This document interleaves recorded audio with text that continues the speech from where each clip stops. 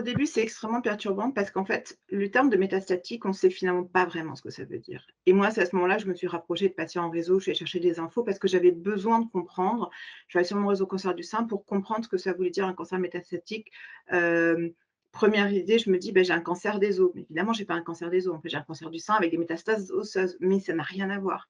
Donc déjà, il y a un apprentissage sur qu'est-ce que la maladie et puis il y a une compréhension de se dire: «OK, ben, en fait, c'est à vie. Mon truc, je l'ai, il partira pas». Donc après, comment je vais vivre avec ça?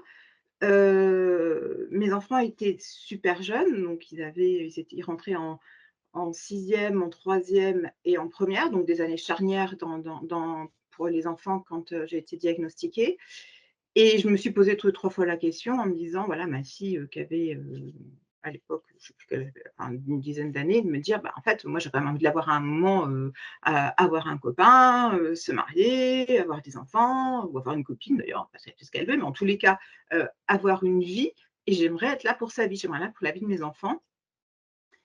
Et alors il je dis pas qu'il m'est pas arrivé des moments où j'étais vraiment, très mal en me disant: «Mais je vais peut-être plus être là pour eux» et en fait, c'est mon angoisse, c'était pas de plus être là pour moi, c'était de plus être là pour eux.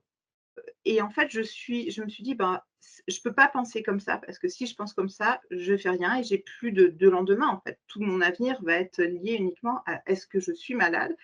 Oui. Est-ce que je vais continuer à être malade? Oui. Est-ce que je vais en mourir? Ben, je peux pas me dire ça, sinon je peux plus vivre». Et en fait, moi, je voulais plutôt vivre avec que de me faire conduire par la maladie quelque part. Déjà 9 ans, c'est énorme, hein. Enfin, non, mais c'est vrai, j'ai une chance incroyable. D'abord, j'ai été extrêmement bien soignée.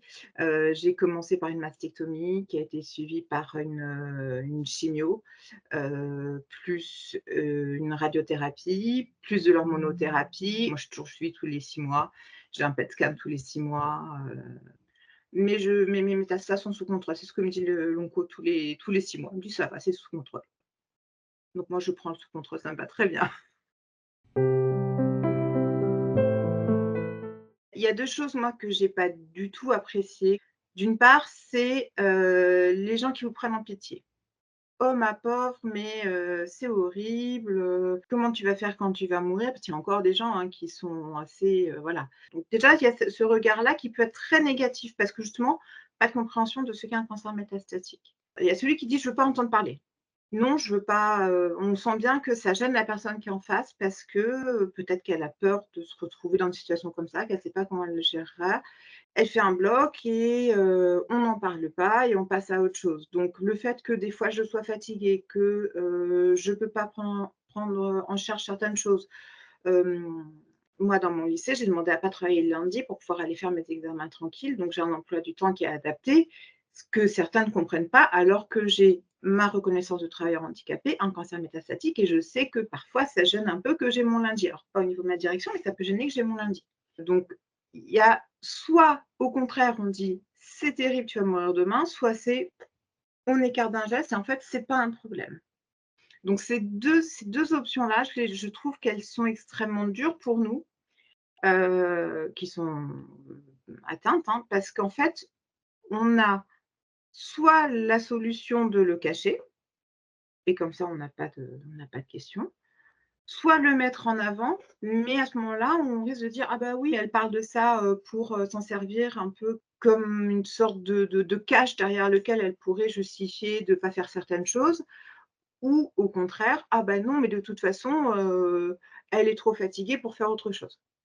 Donc les gens se mettent à notre place et on ne peut pas être à la place de quelqu'un. Mais même moi, avec mon cancer à moi, je ne peux pas être à la place d'une autre femme qui a un autre type de cancer, toujours du sein métastatique, mais qui est pas le même que moi, qui a pas les mêmes conséquences, qui a des métastases ailleurs que dans les métastases osseuses. Enfin, tout joue, tout joue. La situation familiale, la situation professionnelle, où sont placées les métastases, si elles sont douloureuses ou pas. Enfin voilà, tout cela va avoir un impact sur notre vie au quotidien et ça n'est pas compris du reste de la société.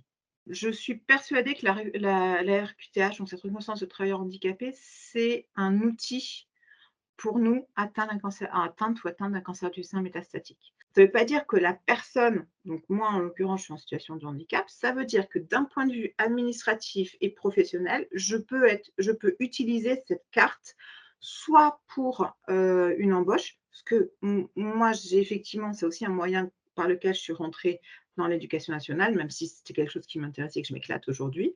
Ça peut être aussi un outil quand on est en poste, parce qu'on est protégé quand même quand on a une RQTH, hein, et c'est aussi pour soi de se dire: «Ben oui, je suis malade, mais je suis reconnue par la société comme ayant une position spécifique». C'est pas une maladie innocente, c'est pas quelque chose qu'on balaye, qu'on met sous le tapis, c'est quelque chose qui est pris en compte par la société.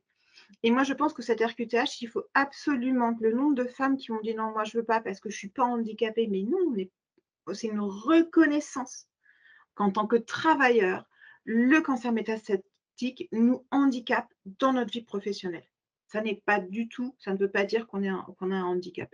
Et quand bien même, avoir un handicap, c'est pas une honte non plus.